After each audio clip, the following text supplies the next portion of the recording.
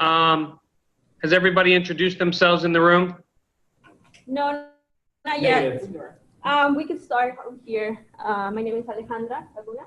I work at With Purpose. I'm a design associate, and we do a lot of work that involves planning of neighborhoods, planning of parks, planning of small spaces, and now we are here part of this Center City Planning to Stay initiative for the community of Evansville.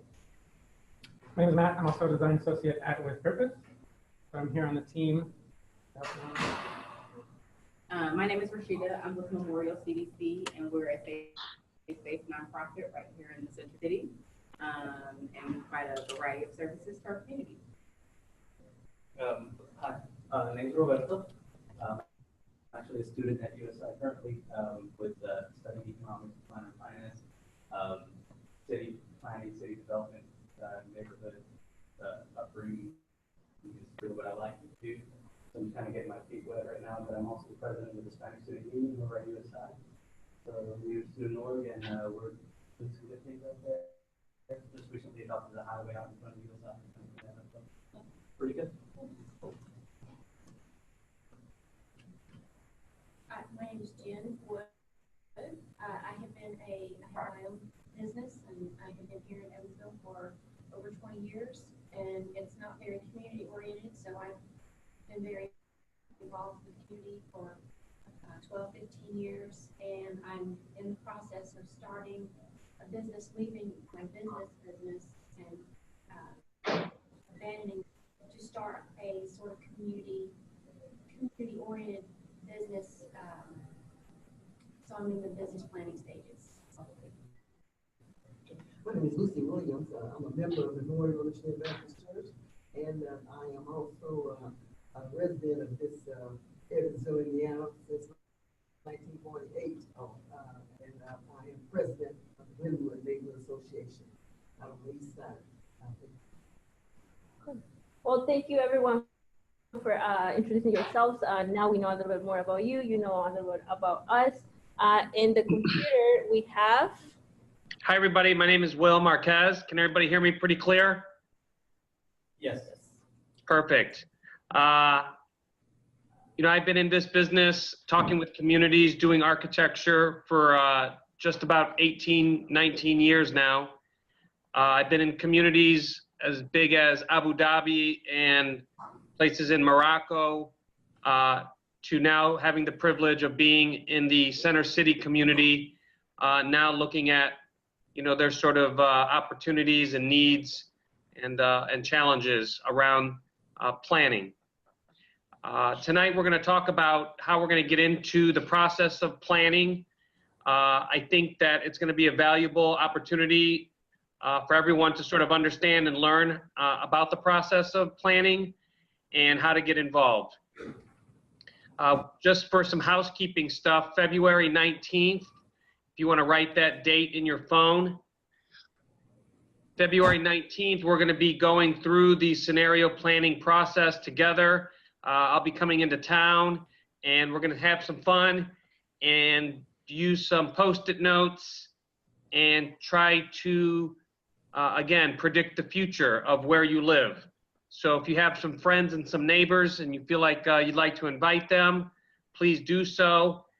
I think whether you become an entrepreneur, a business owner, someone who is a parent, or someone who works for a company, scenario planning can be a very valuable sort of process for everyone to learn and know how to do.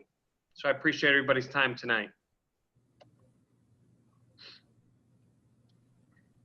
So the question that we are going to start off here, and I'm going to try to get through as much of this really quick. That way we can leave some room for discussion. And I hope that my associates can help me. I had a hard time maybe hearing everyone, so I'll ask them to relay some of the questions back to me. Okay. So again, we'd like to also thank, just as some housekeeping, we want to thank our partners in this, which is Memorial Community Development Corporation. We're really thankful that, again, they had the vision to sort of want to gather and bring everyone together around a common vision. I think they, as well as a lot of other people in the community, feel that they're in a very, very sacred and a very special place. You can see in the center of that logo is a church, and I know that that is a very important place to start in any neighborhood. So I'm very appreciative of them. Rashida, do you want to introduce yourself? My name is Rashida Ajabadi, and I am the Project Development Director for Memorial CDC. I don't need to go into anything on spill, do I? No. First of all, you know, Rashida and I have been working on this for a little while now. You know, when I can't be there, she's going to continue to want to move this process forward. And, you know, I think she's definitely someone that everyone in the room should come to know. And I really appreciate everybody coming. You know, this is a new effort, something new for our organization in particular. And so, you know, we're really excited about the potential of what we can do within the neighborhood. A lot of different organizations, churches, agencies, you know, have done a lot already. And so this is a great opportunity for us to kind of bundle that collectively and just really see what the future looks like for the Center City. And so I'm just really excited about you all being here and just being willing to be a part of this process. Okay. If everyone can read this here, it says, you know, there's sort of a woman, a cave woman, a Neanderthal woman, and her husband is, of course, drawing on the wall. And if you could see the sort of glyphs or sort of symbols that he's drawing, it starts with a wheel and it ends up with a rocket ship. And she says, okay, when I asked what your future plans are, I meant as far as hunting or something to eat tonight. And you could see where his mind was going. He was sort of thinking about how to get on a rocket ship into space. And, you know, this comic is sort of really telling of, you know, what the planning process is. You know, it's a little daunting sometimes to figure out, how do we talk about the future? You know, how is it that we, you know, over our lifetime could have continued to imagine how to plan and how to stay active in our neighborhoods, and what are the gifts that we can bring to bear to help organize our neighborhoods. When I left everybody at last week, when I was in Evansville, we talked about this diagram here, which was from the Planning to Stay book by Bill Morrish. And inside it, you'll see that step one, you know, when it comes to the playbook of organizing your community, starts with organizing. You know, can we all agree to meet and work together for a common purpose? And so when you look at that, you know, it's an opportunity, or this opportunity, this planning opportunity, Planning to Stay is an opportunity to bring institutions. It's an opportunity to bring our elderly, our youth, and we want to bring all these individuals to the table so we can try to understand what are our common interests. What does the future maybe look like? It's a time to sort of ask, will my decisions be for me, or will they be for my children? And if you're a parent living in a neighborhood, if you're a homeowner, if you're an institution that is trying to think about, you know, what's my next 10 years look like? If you're a local merchant and you're trying to figure out whether or not you should invest in your building, or if you're a homeowner and you're trying to figure out whether or not you should take out a 10-year loan to fix your house and whether or not that's going to be worth it, you know, these are some of the key questions and answers and reasons why people should come to the table together. Everyone has an interest in understanding what their future is going to look like. You know, young or old, institution or business owner. So when we think about the Center City, you know, we got to ask ourselves, what are our common interests? And that's not to say that tonight we're going to figure all those things out. But I think what I think we can say tonight is, you know, we're in search of finding what are those common interests and what are those common goals. Okay. So scenario planning is probably something that not everyone has heard about, but it is sort of, you know, if you're not into sort of future telling, The planning process that you're probably familiar with is called master planning. And that's sort of a planning process where, you know, it's sort of one master plan. In fact, it is just like it sounds like, the master vision. And, you know, you sort of go through a community or visioning process, but what is birthed at the end of that is a single vision. In the scenario planning process, which started as far back as 1971, this is really a development of a small number of smaller stories that talk about how the future might unfold for you or for issues that are going on in your community. And so the reasoning behind this is that, and this is what I found as well, and this is why it seems so strange, is, you know, when I studied this in college, it seemed to make sense because, you know, when I worked professionally, I saw a lot of master plans get completed, and I saw a lot of master plans on shelves collecting dust. And the reason was because the future was moving simply too fast for a single vision. And so planners and architects and change agents of the world needed to figure out, how do we get people involved to understand maybe not a single vision, but how do we think about a number of smaller visions that will help us talk about where we want to live? And so if you look at these three images that I have up there, it's like, you know, when we think about the center city and its relationship to Evansville's growth, do we want it to be an education village? Do we sort of see a future that is about it like Disneyland, that we're going to create sort of a corridor to yesteryear? You know, you always hear people saying, well, back in the day, you know, are we going to go back to sort of creating an architecture and, you know, is that the neighborhood that we sort of envision, something from yesteryear? Or do we see ourselves as a community that is going to be about urban agriculture, meaning, you know, all the empty lots that we see, the community is going to take a sort of real big stance on urban agriculture, and, you know, the neighborhood will then be about those things. You know, those might be the future stories when we think about where we live. So real quick, maybe just in your own mind, or if you have a piece of paper there, you know, I've sort of written out these things, and it's a good question to ask yourself going into this process. And that is, you know, in the future, the community I want for my blank will be known for its blank. And, you know, we'll probably fill this out in a different time, I think, with some community members, but just take a minute in your own head to maybe share amongst yourselves, you know, what this is. So let's just take 1 minute, and maybe Rashida, if that's okay, you could start by saying, in the future, the community, and I know this is just a big idea because you're really having to go out there, but if you had to choose what you'd have, what would it be? And for who would it be? Okay, I would say in the future, the community that I want for my children will be known for a celebration of their African American heritage. Okay. Roberto? In the future, the community that I want for my neighbors will be for it to be known for its culture. Yeah. That's it.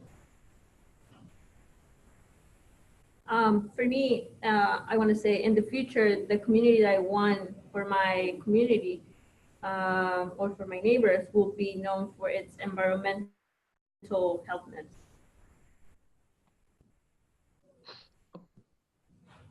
Okay, anybody else in the room want to share? Yeah, I'll share. In the future, the community I want for my neighbors will be known for its diversity. Okay, so just in these small conversations, I don't know if there's anybody else that wants to share, but in just these conversations, we talked about sort of environmental justice, we talked about diversity, you know, we talked about different things that we all care about and that we all want. And the question is, how is it that we get to those? You know, how is it that we really tease out what it means to want something that's safe, or if you want something that's environmental, or if you want something that's diverse, or something that's cultured? You know, how is it that we achieve those things? So at a micro level, when we talk about these sort of desires or these sort of wants, you know, like adding a new coat of paint, you know, these are sort of at a small level. These are decisions that we are making within our community, just like, you know, other decisions like should the local supermarket put money into renovation? Should we change the store you know, layout, or should we do something else entirely different? You know, those at a micro level are some of the decisions that as a neighborhood, you're going to be asking yourself. At an entirely different level, there's sort of bigger desires. There's sort of things at a macro level, things that you should be contemplating, like what will happen when there's a demographic change, and then the schools will be affected by the number of kids that are in our neighborhood. Like that's something that is different than deciding whether or not you're going to renovate your house. You know, these are things that can impact whether or not schools close in your community. So at a bigger level, at a small level and a big level, there's a lot of ways to contemplate how we're going to make change and how we're going to get at some of these things. Another question that you might ask yourself is, again, will the aging of the existing population be counterbalanced by the rising level of immigration? So for those individuals that are talking about diversity, you know, you might be asking yourself a whole different set of questions about how that community is going to grow. Okay. Below there, I have some images of what is a solar panel. And in Detroit, I've been driving around, and to sort of solve their housing problem and some of the costs that are going along with housing, they are committing, or at least the Cass community is committing to tiny houses. And so you could see there in that picture right there, that's a solar panel, and that's all it takes to sort of power one house and sort of relieve yourselves from the, you know, bills and the, you know, hardships that come with utilities. And you're also sort of leaning in on the green part of what your community's commitment might be. So, you know, when we think about that, it's like, how did they get something like that done? And you could see there's not just one panel, there's like 15 panels as part of this community. Every house has one in the back of their yard. Okay. So in general, scenarios can be described as stories that can help us recognize and adapt to the changing aspects of our environment. Okay, they help us articulate how a different pathway might exist for your tomorrow, and that, you know, these sort of movements are all possible, smaller possible pathways to solving some of the larger problems that are in our community. And so when people ask me, well, what does that process really look like? It looks like this. And so it's a lot more kind of nuanced and kind of complex, but you can see there from the image, this is sort of the diagram of what that looks like. And I'm going to break this down for everybody so you can understand it. Okay. Whoops, sorry about that. This process is a little bit different than just, you know, a process that's about, you know, what if. It's sort of a what if, you know, what if, you know, I could have, you know, the biggest buildings in the world, or what if I could have the biggest water park in my community? You know, this process is not kind of like that, but it's a little bit different. And I think you could see there, it starts with this idea of analysis and assessment. And that's exactly what we've been going through with Memorial. It's probably exactly what most people are doing in their own organizations. Okay, they're sort of understanding what their assets are. They're sort of understanding their own programmatic and facility needs. They're scheduling their own meetings. You know, those are things that are happening internally every day within the community. But I think, you know, together, we need to understand things that, like, what are the community assets? What does our building inventory look like? What is our population? Are there existing master plans that we need to review as a neighborhood? And then this idea of getting meetings scheduled, just like we're doing, again, over the last month and a half, building familiarity with where we live, and building maps and building information as part of the analysis and the assessment of where you live. This is critical. And a lot of this may be already done in your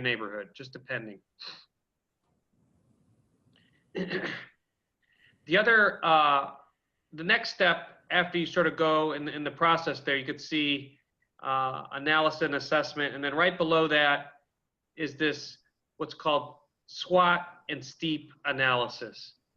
And we'll go through this process on February 19th, but I wanted to give you guys all just a glimpse of what it is. It's basically strengths, weaknesses, opportunities, and threats. I think if you've heard of that, I'm sure most of you have. You know, it's a very simple way to sort of get at what are some of the openly and apparent threats and weaknesses within our community. Okay.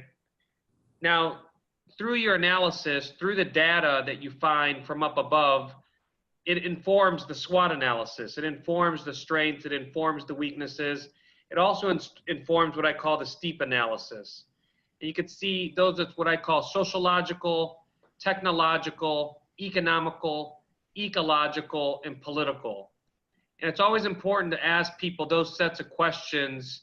And again, a lot of these things may already be happening in the community. For example, when we look at the technological part of that, there's already a trend in the neighborhood that's happening. So there's a program called Bits and Bytes. You could see that they're trying to educate people on some of the newer technologies. Okay, when you look at ecological, you can already say to yourself that the community is already ahead of some of the trends because they're already growing things. There's already community gardens. Okay, and so when we look at the longer term, 15 years from now, what would those technological trends be? 15 years from now, what will grow out of the effort of gardening in the community? You know, how do we sort of throw the stone forward and see how these things could potentially scale up as part of the culture of the neighborhood? And then sort of economical, okay? And when we talk about economical challenges, we could be talking about the way that folks are aging in the community, okay? But are we planning for 30 years from now when we're talking about building homes for, let's say, students that are moving into downtown? Okay, or are we building single-family homes for the wrong type of individuals? So when we talk about sort of the economical trends, it's important to have that type of data because we need to understand, you know, how we're going to grow in that way. The other economical trends that we can begin to understand is, especially if we want sort of a rich African-American cultural history within this neighborhood, is, you know, data that tells us how far and how long does the dollar get spent in this neighborhood or in the city of Evansville? And what does that mean when we think about starting businesses? And what are the economical sort of forecasts for small businesses and their success? And how will we support those individuals? So those are other sort of important things to think about when we talk about the economical forecast in the SWOT analysis. You can see here, I took a look at just some opportunities and some threats, and you could see sort of at the YMCA, it's not for this YMCA, this is just a random one, but you could see the type of opportunities and threats that they're going through are the type of opportunities and threats that are everywhere. You know, fewer after-school programs, parents looking for alternatives in other places. You know, that's an opportunity. In another neighborhood, it might be a threat.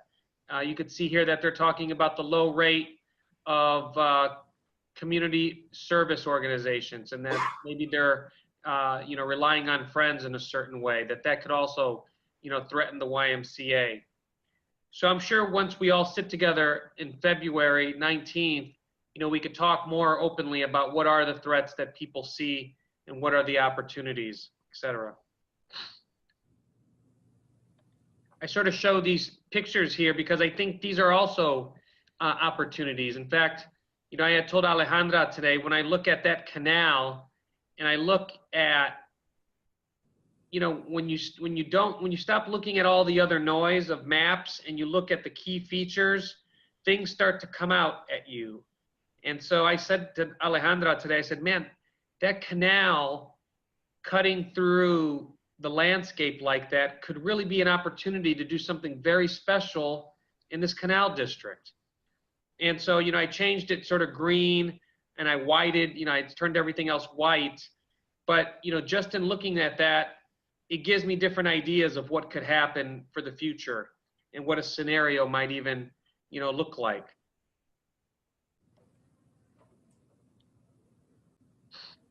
So when you get done, when we sort of gather the strengths and weaknesses and we sort of look at the trends that are happening at a national level around, technology or economics or even some of the social trends, those things all feed in and become what are driving forces and critical uncertainties. And that's really what it takes to develop a scenario. Okay, so when you think about critical uncertainties and driving forces, what you're really talking about are, at the driving force range, you're talking about regional and national trends. And then when you're talking about issues that are critical but uncertain, you're really talking about local issues that are affecting individuals more on a day-to-day basis.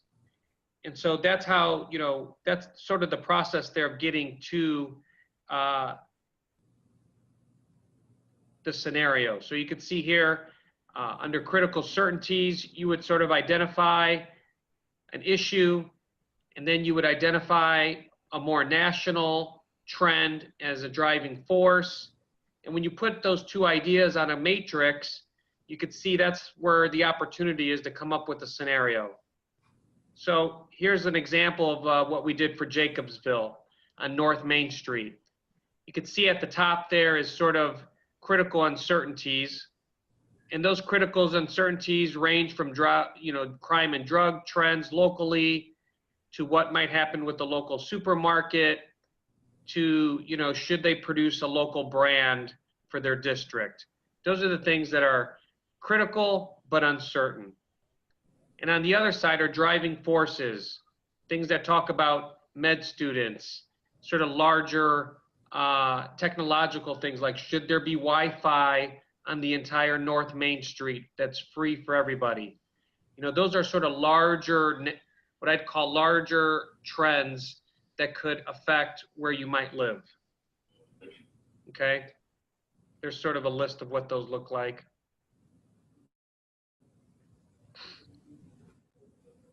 And then there's the sort of top. Now again, we only get to those things at the top and at the side when we go through the process of scenario planning. When we can openly sort of talk about what are the driving trends that will affect where we live. Okay, what are the critical uncertainties behind where we're going to live? And you could see that again, once those things sort of get on a matrix, okay, like this one here, this is a scenario here. How will the development of North Main near the Lloyd Expressway be handled? What gets emphasized and de-emphasized? And when you cross that on a matrix with, the North Main Street pedestrian trail, you begin to sort of play out the scenarios like, okay, what will the Lloyd Expressway look like if we put this new trail here? And then that becomes a scenario that you play out, okay? On February 19th, again, we're going to go through a more active, what I'd call scenario planning process where we talk about driving forces, we talk about critical uncertainties, and we begin developing what are some of these scenarios. It's not an easy process. It'll probably take us a little while to get into that across several sessions, but I hope that we can get people to the table to really have a good time talking about, what their neighborhood might look like in the future. Okay, now the next step for us when I think about even after February is this sort of step 2, and it's again, what kind of neighborhood do we have? I think right now, again, this is where we're at. We're sort of gathering city maps, we're gathering this idea of data, we're thinking about our neighborhood, we're looking around, okay? And I think where we'd like to be by March is this idea of discovery. Through this scenario planning process, what new facts and together will we be able to sort of discover, by bringing the African American Museum together, along with Memorial, along with the school, how is it that these sort of anchoring institutions come together and establish new relationships that are going to help them define what are these critical uncertainties and driving forces. And at the end, I think what we are going to get is this sort of very, sort of booklet or guidebook that is going to take us into that future. Okay. So I'm going to leave it open to some discussion because I'm curious to hear what might be everyone's sort of idea of some driving forces and some critical uncertainties that are driving neighborhoods to change in Evansville. And so I want to, again, I'm going to open this up to a discussion. I know we're at just about at our time, about 40 minutes in.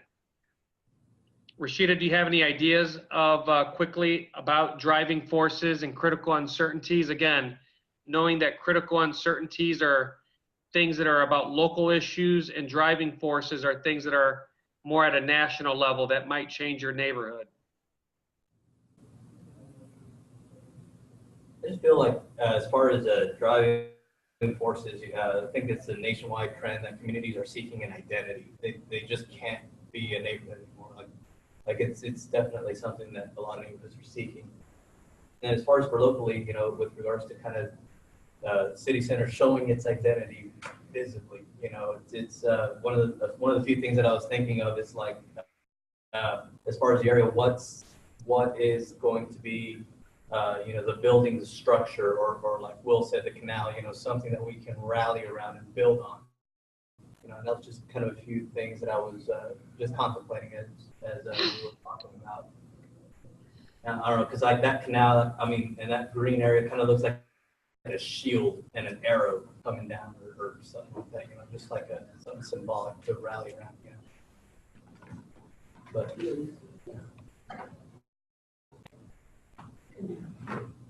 well, the Riverside, along Riverside, isn't it like well, it's more like a water, like a flood. Where, At the street. right where our church is, Yeah. there used to The be. diagonal? Yeah, they used Oh, to that's the diagonal, that's not a canal. But I mean, that's what it was. That's what it was, yeah. Yeah, Yes. and that's kind of how we came up with the whole canal Okay, I'm with you. concept. That's not my That's fault. where, Uh, that's where you got Canal Street from. Yeah, Yeah.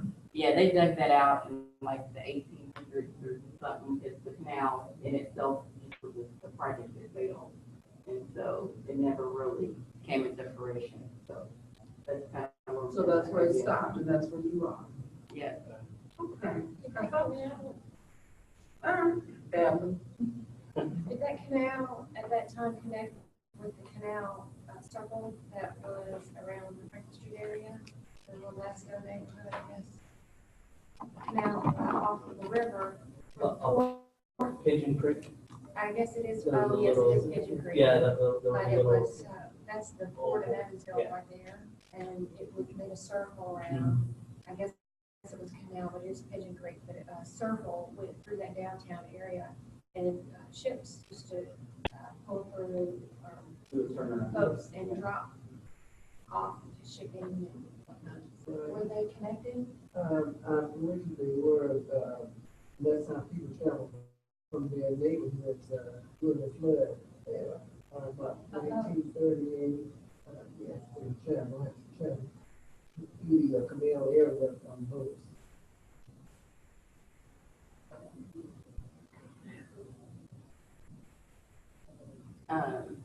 I think though, like locally, one of the uncertainties, just with the growth of downtown, I guess for our neighborhood, not really having a established boundary where you know when you're coming into the neighborhood and when you're leaving. So I think, kind of to your point about identity, I think one of the things that, is important for us is to have a designated, space where you know that I'm in the canal district or and it doesn't even have to be called that. If this group decides at some point, Talking about the big map, the big, yeah. that we first said the boundaries of Walnut and da, da, da, Right, and I think in the last meeting, well, we didn't actually, No, I'm referencing that map, I've seen it, so you're speaking of that, that's the neighborhood, okay. yes. But there's you don't really know where you are, it's just kind of. You just know the boundary. And then you're in downtown. But it seems to us as if, and this is where the concern comes in, that downtown keeps moving further and further up. And so, Toward the river up or toward us? towards Highway 41. Yeah, they're encroaching, they've been encroaching for the last 20 years. Hey, can you bring some water? That main canal, that's it, that takes you way back, so that should be, there, canal, district, whatever else you want to call it. Because I think somebody on the last meeting also mentioned, like, you have downtown, because we showed a map that showed Right. downtown, and then we have the Right. university, Mhm. and like nothing's happened within the central area, within the middle. And it's just like, it doesn't, I guess what I'm hearing you say, it just doesn't have a sense of identity for that space. That's because it's already been plundered. It was plundered with all the individual shops and things that were there in the previous grand scheme when they tore down all the stuff along Walnut. And I'm passionate about this, as you might tell from the title. And then they closed all the homes, which they're now rebuilding with having. And then they bought all the houses and put traffic down there. And now we want to make it a constipated traffic into town because we want to make it one lane because somebody got a thunderbolt. And that's the most futile thing I can see from the front door into the city. You're channeling commercial traffic and private traffic into the city into one lane, going each way with a passing lane. And nobody, to my knowledge, has addressed where are those car carriers going to turn? What happens when they leave downtown and want to go home and you get on that street on Walnut and it's single file with people beating their steering wheel and saying words that don't honor anybody? So before we can do that, we have to sort of make everybody hold off while we see what we want to do. When Front Door Pride came into being 100 years ago, it feels like, they said, you asked me something. They said, the previous administration tried to give personality to the area by saying, Walnut was the front door into downtown, into Evansville and downtown, and that Washington was the back door because it was coming from the south. And so he pushed to get the back door restored and all those old houses restored or at least shored up with a nice little facelift and bow ties. Right. And that worked for a while. And Riverside was not annexed in because at that time, Riverside was still being fought over whether it was actually, like they did when they first annexed it, it was swampland before. They didn't even count it on the city maps and the fire coverage. Yes, I worked downtown and I worked in the map, so I know all this old stuff. But nobody takes it. It comes in handy. So in order to do what Mr. Marquez was talking about, and what I think you guys have been working on meeting for, is you have to decide what kind of flavor Kool-Aid we want to sell. Exactly, that's true. And That's the I identity, that's. am not a politically correct person. I put my foot in my mouth all the time, but things, and I thought I was hearing the same meeting that I just watched on the link that you gave me. It sounds very familiar. Some of the things you're saying, so maybe you just say it again. And you guys stop me when you want me to breathe, okay? I'll let you know when you turn I think the train failed on that thought. Anyway, we got to figure out what we're going to say. And it seems like when I come into Evansville and I come in from the Southway, I think this is a nice city, and I see the houses, and I see the school, and I see the small business along Kentucky Fried Chicken, and that looks community. And I come in this way, and I think I'm coming into an industrial park coming by E. Patrick, and I see Joshua Academy over there, and then if we channel it in, you don't get to see Wyman Friendly. And Patrick's. yeah, and changing that traffic pattern on that street is not going to inhabit that. So in order to give us boundary along Walnut, if this is what you're doing, I don't understand how you're going to change what's already in process by people who don't live here. But Walnut doesn't necessarily have to be the focus point this go. No, I'm just saying, You know, the boundary was from Walnut over to us. Right. So, but the people who are making the decisions that are gonna be on the northern side of us don't come visit us. They don't know what we're like. They're rather like other people in power in other places. And I think this brings when Will started playing with colors on the map, it seems to be like we maybe need a space where people stop. They talked about that at the first meeting I went to for the Walnut Connection or something. whatever they're calling it. But I was babysitting a sick child, so we had to go when that whining started, because I couldn't stand it myself. But they were talking about all sorts of wonderful things, and it would be nice if we could take those things and bring them in. When I looked at that map, the only park, because what used to be Zelme Park and the People's Park became developed in the name of enhancing it for the neighborhood.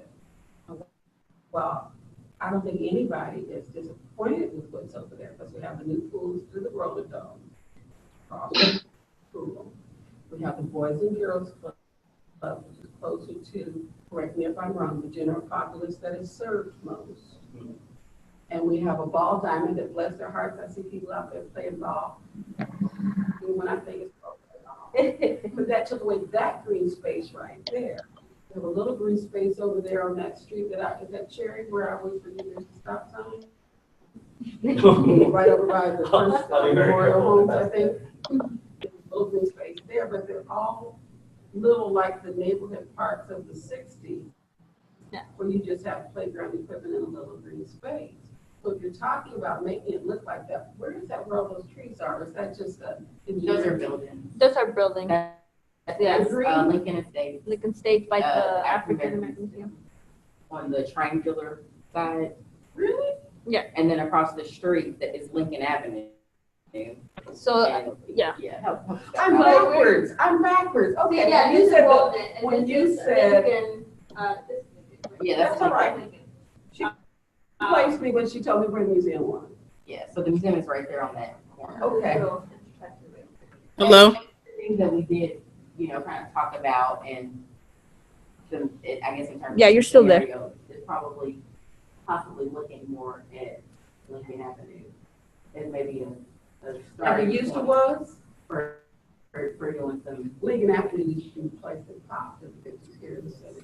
It was very segregated and we sacrificed all that to integration, but there were more businesses and everything else. do you by chance have access to some of the old goals from the previous administrations for the area that we can look at?